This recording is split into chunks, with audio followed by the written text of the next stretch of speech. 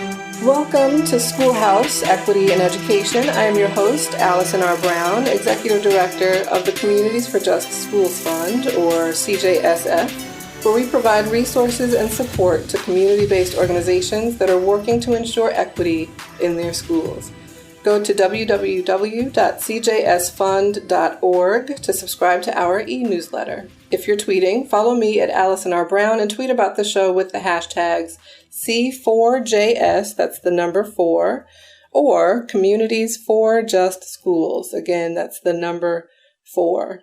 Today on Schoolhouse, we're talking about the arts. We know how important the arts and artists are to movements for social justice and to change really the nation's mind about things. I'm so thrilled to welcome Adam Levner and Briana from Critical Exposure, an organization in Washington, D.C. that works with young people to use photography as an advocacy and organizing tool for change in their schools and communities. Thank you so much for joining us. Thanks for having us. Thank you. Adam, what is Critical Exposure and how many students have you impacted since you started? Critical Exposure works with low-income youth and youth of color, primarily high school age, to teach them how to use photography to document barriers that they face to their education, and then to teach them organizing skills so that they can lead campaigns to improve their schools and their communities. We've worked with about 2,000 students since we were founded in 2004. So, Briana, tell me, why is photography important to you and to the work that you're trying to do in your school and community? I've always been fascinated with photography. I always had a passion for photos, but I never knew how to take a good photo. Mm-hmm. So for me, I feel like photography is another way to voice your opinion. Mm-hmm. How is photography working to help you voice your opinion? It's actually working really good because in my fellowship for Critical Exposure, mm-hmm. we actually did a campaign about security guards in schools mm-hmm. and DCPS schools. Mm-hmm. So I feel like my photos is not quite strong enough, but they can become stronger mm-hmm. as I continue with Critical Exposure. And why for you were security guards an important target? In my school, Francis L. Cardozo, all our security guards are rotated, so you never know which security guard you're gonna get. Mm-hmm. And how they are behaving or their actions. One time when I was coming to school, this lady, I had Starbucks. I really like Starbucks. Mm-hmm. So she threw my Starbucks cup away, and I didn't want to have an attitude. So the security guard threw your Starbucks away? So I just kept it to myself. I was like, you know what, I'm just not gonna let that go. It was only a little bit left, so mm-hmm. just calm down. So I have seen it happen to a lot of people. They take perfumes, they open water bottles, they even throw out water bottles. If it's half a bottle left, they'll throw it out. Why do they say they do that? Well, if your water bottle is open, they think you're bringing in alcohol or stuff like that. But when they smell it, it's just pure water. And they throw it away anyway? Yeah. If it's that much left, they'll throw it away. Because mm-hmm. they don't see what's the point of you having it. Mm-hmm. So I'm just we need to change that, because then you see it happen in a lot of DCPS schools. Mm-hmm. So how has your photography worked to change those circumstances? I feel like it worked a lot, because in the fellowship that I was in, a lot of my friends took a lot of photos, mm-hmm. and it helped show the difference in what people older people don't see. Mm-hmm. Because they think, it's a nice school, they're just trying to protect, but that's not what they're doing. Mm-hmm. They're making students feel unsafe, they don't want to be in school anymore. The school security officers. Mm-hmm. So Adam, Briana mentioned the fellowship that Critical Exposure has. What is the fellowship program, and what are some of the other programs that you all offer? Critical Exposure runs a few different kinds of programs. We run partner-based programs in schools or nonprofit organizations where we work with a particular group of students a couple days a week for the semester or the year. And the fellowship is our after-school program for any high school student in the city who wants to be part of it. And the school-based programs focus on issues impacting that particular school. And the fellowship is really the most advanced group of students, and they work on a citywide issue. So Briana and her peers were working on addressing issues around school security guards and trying to get more training and more accountability for them throughout DC public schools. Mm-hmm. So Briana, what did you take pictures of in your school? Well, for me, I took pictures of the cameras because we not only have security guards and police officers, we also have a bunch of cameras along with that. Security cameras? Yes. That are tracking your movements? Yes. And I feel like it's necessary, but at the same time, I feel like it's unnecessary because you have security guards walking around as well. So why need the extra? Like, they know the spots that don't have cameras. They know that spot. But they still like to have the cameras and stuff. Mm-hmm. How many security guards are in your school? So I think there may be like 11 to 12. Mm-hmm. And how many students? There are about 300 and so students. So 11 or 12 security guards in the building. Mm-hmm. And do you know how many counselors there are?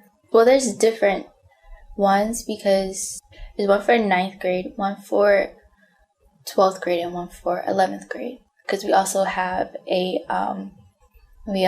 kids with disabilities. Mm-hmm. So I think they have a counselor too.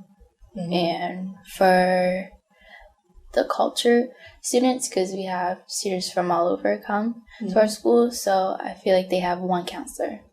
So would you say 4 total counselors? Or 5 Maybe total 5, counselors? Yeah. That's and 11 security officers? Yeah. That's an interesting split, don't you think? Mm-hmm. It is, because when we were doing, I can't pronounce, like, the facts. I'm going to say statistics. There we go. The statistics. Well, we're finding out how many security guards in each of the DCPS schools. When you were looking for the data. Yeah. Mm-hmm. And we found out that in, I think Wilson has 1,000 students. Uh-huh. And they only have about 2 to 3 counselors. And I think 10 or 11 security guards. So Wilson is a high school on the upper northwest side of Washington, D.C., and is in a pretty affluent neighborhood in D.C. And so they have 1,000 students in that building and 10 or 11 school security guards. And how many counselors there? 3 or 2. Okay. The significant increase, and we've seen a significant increase in school security officers, school resource officers, what have you, in school buildings, especially after Columbine, but it started right before Columbine. Really, it was kind of partnered with the war on drugs, and the idea was to protect the school environment. So you have school safety zones, and so police are really to protect the perimeters of schools. So that's when the increase in police presence around schools started happening. And then Columbine happened. And so, we see these incidents play out at a Columbine or a Newtown, and they're horrible, horrible, tragic incidents. And what it means often is that there's this knee-jerk response that is increased police presence in schools, and that increase then is impacted mostly in communities of color. So it usually impacts on young Black and Latino students in schools, even though that's not where these incidents of aggression and violence take place. So since Columbine, the numbers of school resource officers and law enforcement in schools has just grown exponentially. So that's how we got here. Adam, I'm just wondering, from your perspective, how have you seen the students that you're interacting with, how have you seen them respond to that increase in police presence? One of the messages that we've heard most clearly from the young people is that they feel criminalized coming into school with the presence of police officers there. And the justification is often given that it is to protect the young people, but often it feels quite the opposite. Briana gave that example before. So for a lot of young people who've had negative incidents with police officers outside of school, when they come to school and those officers are in the building, it's really a triggering experience for them. And so their ability to feel comfortable in their school, which is generally understood to be a prerequisite for engaging in your education, is not really there. And so it's really challenged a number of the young people that we've worked with. And that's in an intangible way. Tangibly, a lot of the young people we've worked with have been arrested and suspended or expelled for pretty minor incidents, ones that in the past would have involved a trip to the principal's office, perhaps, and now can result in misdemeanors and other interactions with the juvenile and criminal justice systems that start the school to prison pipeline in a very direct way. And, Briana, you were talking about the security cameras and the constant presence of the security officers there. We've seen a lot of conversation lately about police and police in communities of color, especially, and just the police state that exists for Black and brown communities in this country. And, I think schools they are a microcosm of what's happening in the world more broadly. What does the environment feel like for you with 11 school security officers and cameras everywhere, and they're there throwing away your Starbucks and metal detectors too, I'm assuming. So what does the environment feel like for you? It feels like as soon as you walked into the doors, you have to put your stuff on a belt, and then you can't wear no jewelry through the metal detectors.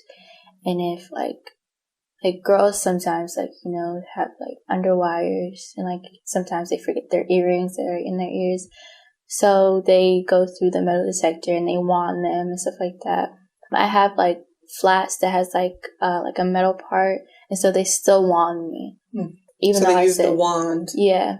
So after you walk through the metal detector, then you have to experience the wand to make sure that there's nothing additional. And I told him, it's just the shoes. And he was like, oh, okay, so I want you though. For me, it kind of feels unsafe because it feels I'm coming into school, I'm a criminal. I'm going to be in the system one day. So they have this system in the DCPS and the charter schools in DC. They have what's called, with the students, if you come late, they're going to put you on this list.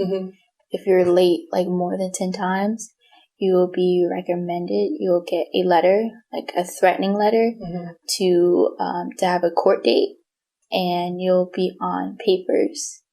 So, and being on papers means that you're essentially on probation. You're in the court system. Yes, basically. If you're on papers. Yes. And that's for showing up late to school. Yep. And a lot of schools don't understand, there's kids coming from different places in DC, so they gotta understand, kids are gonna come late, no matter what. But they still put them on, lists and stuff like that, and they'll have, a little box, meaning, an ankle bracelet. For showing up late. Yeah, because they're kind of, on house arrest or not showing up at school. But I feel kids don't show up at school because they feel unsafe. They feel the police in the school building makes them feel unsafe. So they have to come into school with a box on their leg, and they have to charge up all the time.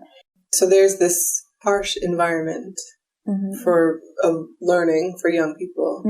And then DC doesn't provide transportation, right?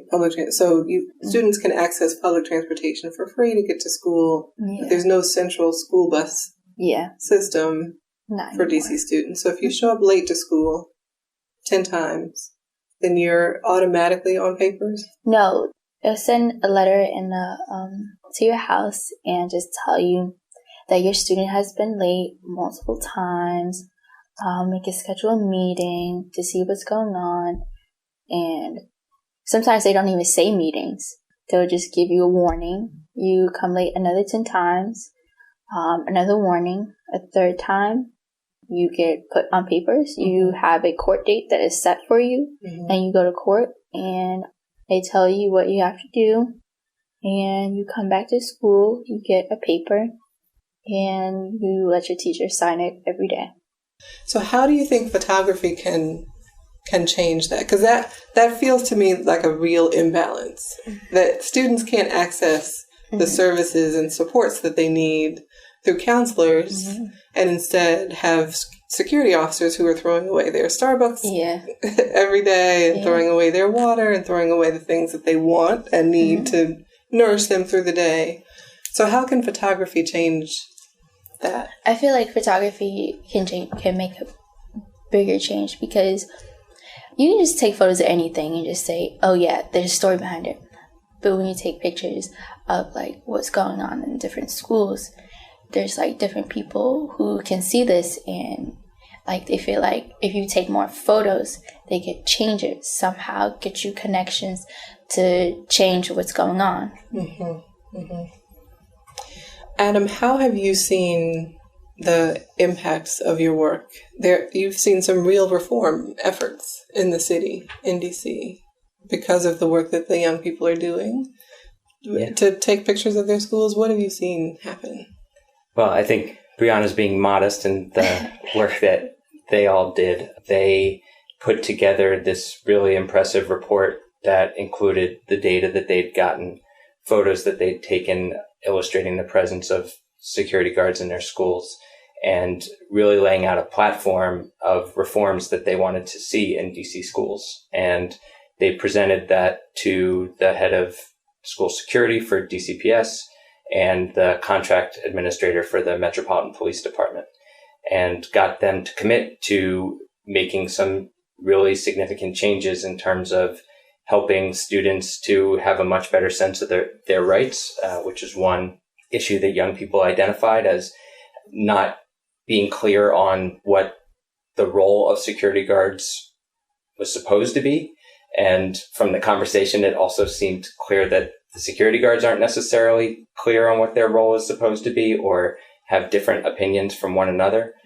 And then also through some research that they did and working with partner organizations like the Advancement Project, found out about the need to not just get those kinds of reforms, but also accountability measures in place. So they expanded their focus from just increasing the training to also increasing the focus on accountability. And the reception was by the administrators was really positive, and they invited the fellows to return to one of the meetings with the security contractor. It's a $20 million contract that they provide to hire these security guards. And that the school district provides to MPD?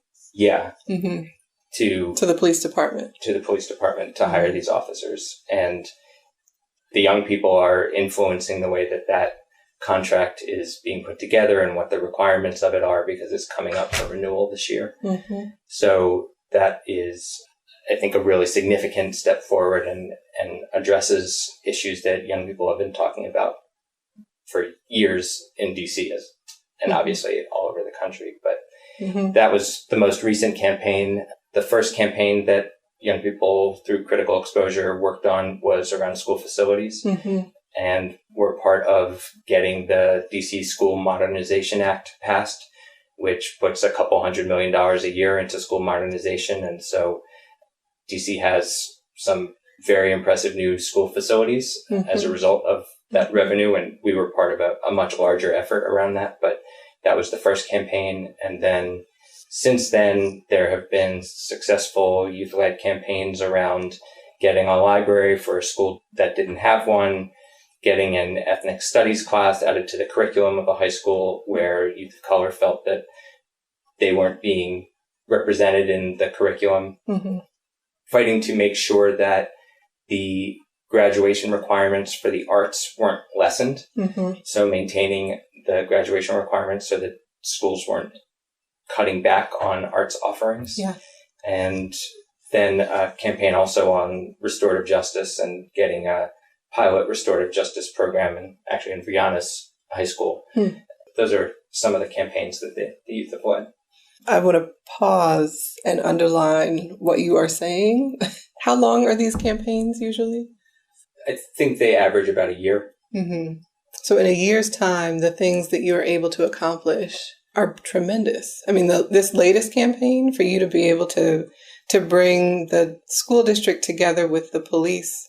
That is something that organizers take years to do, just to get a meeting, but, much less to get promises from them and the promise of your participation in creation of a healthy contract. That's very exciting. So congratulations. Thank you. Yeah, that's really very, very impactful work, and in such a short period of time. That is the power of photography, right? And of the arts, and the importance of that work too. So the mechanics of photography are very central to what you're learning about, Briana, right? What have you learned about how to take a better picture? I learned so much. So I learned the contrast and how the photos, how they contrast with each other. I learned the different lighting, and I just recently learned how to do black and white. Never knew that. How to take black and white photos? Yeah. Oh. I know how to do the framing, how to frame something and not have an outside stuff. Mm-hmm. I know how to do the lighting.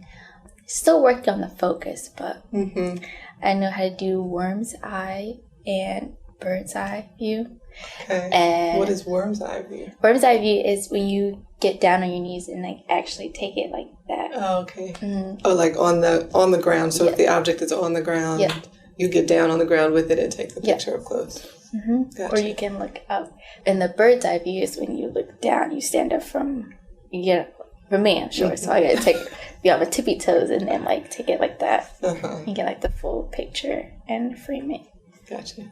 Okay. Mm-hmm. Okay. Yeah. And they learn how to use those techniques to tell their story more effectively. So to use the worm's eye example, we've had young people take worm's eye photos, as Brianna said, getting down and pointing the camera up, of security officers as a way of highlighting their size and power. And so it's a way to make that image more effective and more compelling. And so that's the focus that we try to have, is how do you use these techniques, not to just take nicer looking photos, but to take photos that get your message across in a more compelling way. It's wonderful.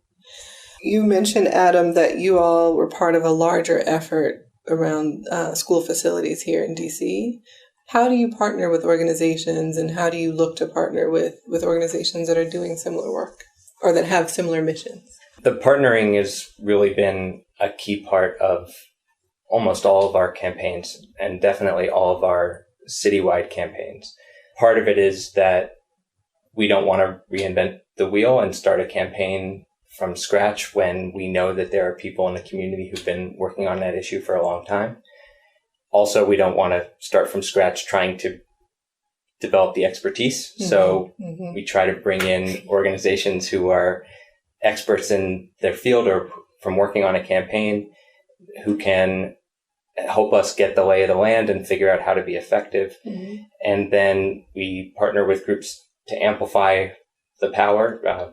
We aren't a huge organization, and so being able to collaborate with partners who represent other constituencies or just more young people helps strengthen the message. And so those partnerships have been critical, particularly because, as you pointed out, the campaigns we run are not that long. And so we also use partners to figure out where we can be most effective in a limited amount of time. So when you think about the long-term impacts of your work, when you do have a very kind of short time period for a campaign, a 1-year campaign, for example, how do you make sure that the changes that you bring about, so when you think about the contract, for example, between the police and the school district, how do you make sure that those changes are sustained over the long term? And how are you using partners or working with partners to make sure that happens? It's a good question, and honestly, something that we're really still working on. Part of the reason that the campaigns are often limited to a year is because we work within the schools and we work within particular classes. And so the context in which we're working with the young people changes. And so that group of students won't be together again next year. So because of the short-term campaigns, the young people aren't always still in the program to be able to see through the impact and the changes and to make sure that the implementation is there. And so I think we do rely on partner organizations who are really invested around that particular issue. So for example, when we did work around restorative justice, there were a number of organizations in DC who have been working on restorative justice for a long time and continue to. And so we rely on those organizations to help continue to carry the flag. And they have the flag, so we help try to move it forward. And I think that another piece of it is that we want the campaigns always to be selected by the young people who are involved. And so they may not want to pick up the campaign that the prior group of students took on. And so we're trying to figure out how to make sure that we're both monitoring and following through on the wins that they had, and also giving enough space for young people in the program to choose what it is that they want to work on. And that's a balance that I think we're still working to find. That's a unique challenge, I think, but a good one. I mean, I think it really helps young people to plug into the issues that they've identified. So, Briana, how would you say that we could really use the arts, and how should we be listening better to young people who are artists? If you just see their photos, and if you see like their drawings or whatever they decide to do, I feel like once you see it, you'll kind of like have like that emotion, like you want to like do something. It just like grabs you, like, oh, that looks really good. Like, what's the story behind it? So I feel like if you just like see it from their point of view. So Adam, how can folks find you guys? What's your website and social media? How can they find you? Our website is criticalexposure.org, and we're on Instagram, Twitter, and Facebook. Our Twitter handle is @PictureEquality, and on the other platforms it's just Critical Exposure, all one word. So I hope people will check out the young people's photos. As Briana said, seeing them can really have an emotional impact, and having their words and captions along with the photos helps provide that story and context. I went to the gallery that you all had, which was really amazing. Are there other chances for people to see a public display of some of your work coming up soon? Yeah, we have public exhibits every few months. And so the easiest way to keep track is to sign up for our monthly newsletter, which you can do on our website. And we publicize the exhibits that way, or to follow us on social media. But we'll have exhibits coming up, one of which will be at the Smithsonian Anacostia Community Museum starting in August.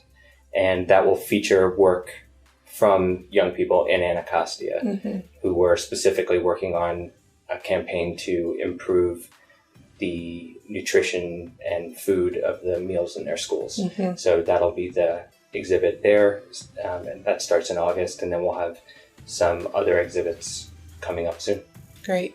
And for the folks listening, Anacostia is a neighborhood in Washington, D.C. It's in Southeast D.C., and it's got a whole lot of character, and it's a very bright and lively place to be. Well, thank you both for joining us today on Schoolhouse. We're so happy to have you and so happy to have your voices. Thank you. Thanks for including us. Adam Levner is the executive director and co-founder of Critical Exposure, and Briana is a student member and organizer with Critical Exposure as well. Remember to check them out on the web at criticalexposure.org. On next week's episode of Schoolhouse, we're talking with Eric Mann, the founder and director of the Labor Community Strategy Center in Los Angeles, California, and Ashley Franklin, an organizer with the Community Rights Campaign, also at the Labor Community Strategy Center. Thank you all for listening.